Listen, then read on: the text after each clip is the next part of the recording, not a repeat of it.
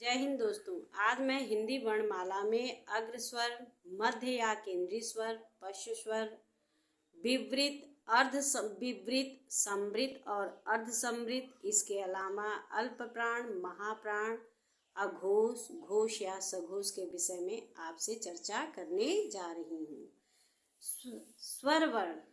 स्वर वर्ण में जीभ के प्रयोग के आधार पर और मुख द्वार खुलने के आधार पर दो भागों में बांटा गया है, जिसमें जीभ के प्रयोग के आधार पर हम अग्र स्वर, मध्य या केंद्रीय स्वर और पश्च स्वर और मुख द्वार खुलने के आधार पर विवृत, अर्ध विवृत, समृत और अर्ध समृत की चर्चा करेंगे। अग्र स्वर होता क्या है? जिन स्वरों के उच्चारण में जीभ के आगे का हिस्सा उठता है, जीभ के आगे का हिस्सा जब उठता है तो उसे अग्र स्वर कहा जाता है। जैसे इसकी संख्या कितनी होती है? इसकी संख्या 4 होती है। जैसे ई, ए। दूसरा है मध्य या केंद्रीय स्वर। जिन स्वरों के उच्चारण में जीभ के बीच का हिस्सा उठता है मध्य या केंद्रीय स्वर कहलाते हैं। उसमें क्या था? अग्र स्वर में आगे का हिस्सा उठ रहा था और इसमें जीभ के बीच का हिस्सा उठता है। इनकी संख्या सिर्फ 1 होती है। यदि परीक्षा में पूछा जाए कि मध्य या केंद्रीय स्वर कितने प्रकार के होते हैं तो आप बोलेंगे 1 हैं और वह सिर्फ अ है। यदि कई ऑप्शन दिए हों तो उसमें आप अ को ही चुनिएगा। फिर इसके बाद तीसरा है पश्च स्वर। पश्च स्वर क्या है? जिन स्वरों के उच्चारण में जीभ के पीछे का हिस्सा, उसमें जो है आगे का हिस्सा उठ रहा था और इसमें जीभ के पीछे का हिस्सा, और मध्य में क्या हो रहा था? बीच का हिस्सा, और पीछे का हिस्सा उठता है, वो पश्च स्वर कहलाते हैं। इनकी संख्या कितनी है? 5 है। जैसे आ, उ, ओ, औ। ये आप अपने से बोलेंगे तो आपको खुद समझ में आएगा कि आगे से उठता है या पीछे से उठता है या बीच से उठता है। अब हम मुख द्वार खुलने के आधार पर विवृत, समृत, अर्ध विवृत और समृत, अर्ध समृत की चर्चा करेंगे। जैसे विवृत क्या है? जिन स्वरों के उच्चारण में मुख द्वार सबसे अधिक खुला हुआ होता है उसे विवृत स्वर कहते हैं। जैसे आ आप बोल के देखिए, यह आपका पूरा मुंह खुला हुआ रहेगा। अर्ध विवृत मतलब आधा खुला हुआ। जिन स्वरों के उच्चारण में मुख द्वार विवृत की तुलना में कम खुला होता है, इसकी तुलना में थोड़ा सा आधा खुला होता है, उसे अर्ध विवृत कहते हैं। जैसे इनकी संख्या कितनी है? 4 है। जैसे अ, ए, ओ, औ। समृत। तीसरा है समृत। जिन स्वरों के उच्चारण में मुख द्वार सबसे कम खुलता है वो समृत स्वर कहलाते हैं। इनकी संख्या कितनी है? 4 है। ई, उ। ये मुख द्वार देखिए, बोल के देखिए, आप मुंह से बोलेंगे तो आपका मुंह बहुत कम खुलेगा। अब चौथे नंबर पे है अर्ध समृत। जिन स्वरों के उच्चारण में मुख द्वार समृत की तुलना में अधिक खुलता है। इस समृत की तुलना में क्या होता है? अर्ध समृत में थोड़ा सा अधिक खुलता है। इनकी संख्या कितनी होती है? 2 होती है, ए और ओ। अब हम अल्प प्राण व्यंजन और महाप्राण व्यंजन की तुलना करेंगे या चर्चा करेंगे। उच्चारण के अनुसार व्यंजनों को 2 भागों में बांटा गया है। नंबर 1 अल्प प्राण, दूसरा महाप्राण। प्राण क्या होता है? हवा के संस्कृत में प्राण कहते हैं। हवा को संस्कृत में क्या कहा जाता है? प्राण कहते हैं। नोट, इसी आधार पर कम हवा से उच्चारित ध्वनि अल्प प्राण और अधिक हवा से उच्चारित ध्वनि महाप्राण कहलाती है। क वर्ग, क, ख, ग, घ, अंगा। इसमें अल्प प्राण क्या है? इसमें अल्प प्राण जो कम ध्वनि स्टार्ट हो। जैसे क अल्प प्राण है, ख महाप्राण है। ये ग अल्प प्राण है, घ महाप्राण है, अल्प प्राण है। जैसे 1, 3, 5, यानी पहला, तीसरा और पांचवा अक्षर जो होता है ये अल्प प्राण होता है। और महाप्राण कौन से अक्षर होते हैं? ख और घ, यानी दूसरा और चौथा अक्षर महाप्राण कहलाता है। देखिए इसमें च वर्ग में अल्प प्राण है, ये महाप्राण है, ये अल्प प्राण है, ये महाप्राण है, ये अल्प प्राण है, यानी पहला, तीसरा और पांचवा। ये अक्षर कितने हैं? पहला, तीसरा, पांचवा। इसमें क्या है? ये अल्प प्राण है। और छ और झ महाप्राण है। ट वर्ग में देखिए अल्प प्राण, महाप्राण, अल्प प्राण, महाप्राण, अल्प प्राण, यानी पहला, तीसरा, पांचवा। इसी तरह त वर्ग में देखिए अल्प प्राण, महाप्राण, अल्प प्राण, महाप्राण, अल्प प्राण, पहला, तीसरा, पांचवा।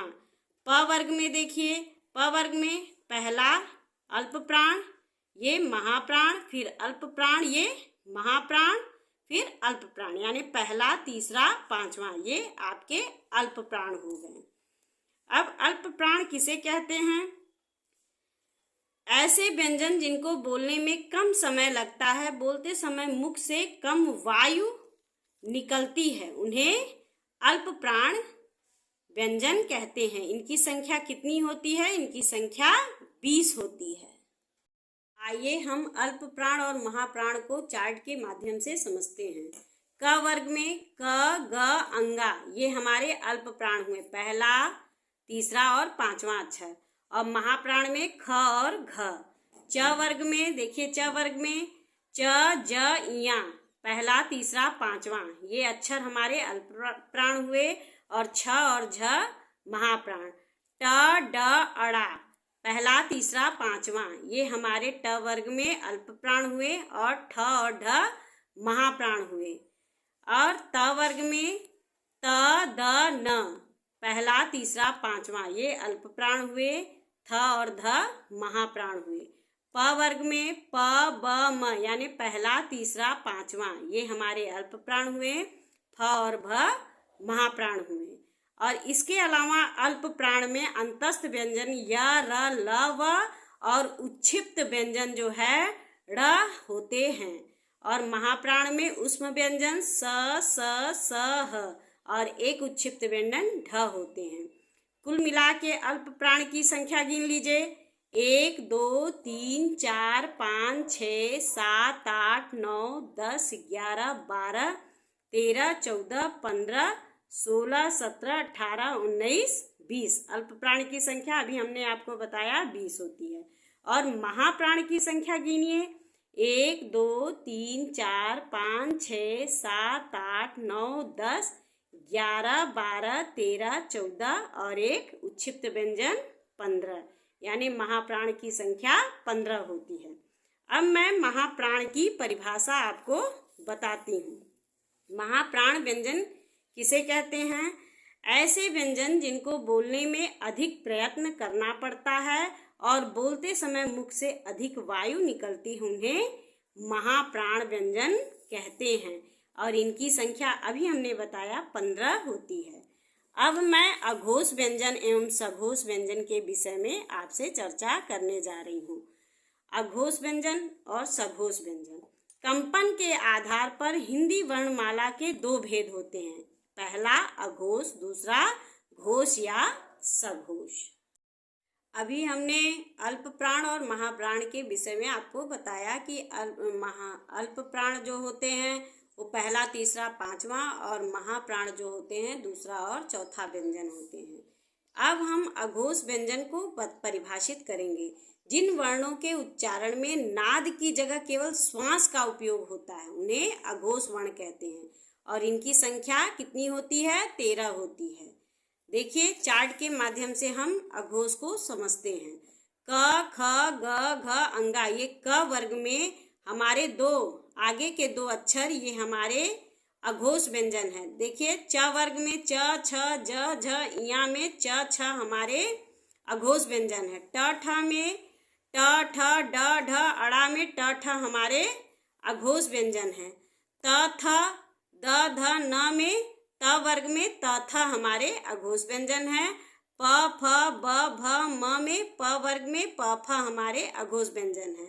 और इसके अलावा ऊष्म व्यंजन स ह को छोड़कर ये भी हमारे अघोष में आते हैं। अब इनकी संख्या पूरा जोड़ने पर 13 होती है। अब हम घोष व्यंजन या सघोष व्यंजन की चर्चा आपसे करने जा रहे हैं। जिन वर्णों के उच्चारण में केवल नाद का उपयोग होता है, उसमें श्वास का उपयोग हो रहा था और इसमें नाद का उपयोग होता है, उन्हें घोष वर्ण या सघोष वर्ण कहते हैं। इनकी संख्या कितनी होती है? 13 का उल्टा ठीक 31। इसमें सभी स्वर अ से औ तक आते हैं। जैसे ये चार्ट के माध्यम से आप इसको भी समझिए। क वर्ग में क ख ग घ अंगा में ये पीछे के 3 अक्षर ग घ अंगा ये हमारे सघोष या घोष वर्ण है। च छ च वर्ण में ज झ इया जो है हमारे घोष या सघोष वर्ण है। ड ढ अड़ा में ट ठ ड ढ अड़ा में ये तीसरे पीछे के तीसरे अक्षर ड ढ अड़ा ये हमारे सघोष वर्ण है। और इसी तरह त वर्ण में द ध न ये हमारे सघोष या घोष वर्ण है। प फ ब भ म में ब भ म ये हमारे पीछे के तीसरे वर्ण जो है ये हमारे घोष वर्ण हैं। इसके अलावा अंतस्थ व्यंजन य र ल व और हमारे एक ऊष्म व्यंजन ह ये हमारे सघोष घोष में आते हैं।